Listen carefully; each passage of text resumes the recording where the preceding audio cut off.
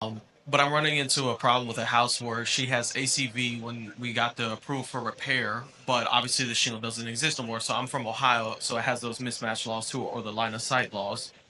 So they approved the whole front to be replaced, but they said because of her coverage, they're not going to replace the back unless there's damage.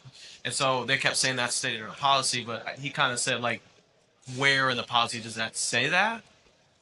Yeah, if you're asking me, first of all, of course, I'd want to review the policy, but the terms of payment, ACV, actual cash value, versus RCV, replacement cost value, don't go towards the scope of required repairs. It goes towards the terms of under, which terms the insurance company will indemnify that homeowner. So it sounds to me like they're trying to misapply, you know, coverage to scope. To be Right. honest with you, I would argue that they need to pay for the full scope of repairs and they would pay it under the terms of ACV. And of course, if that's in the policy, that's in the policy. And Right. the homeowner has to realize that that's the policy they bought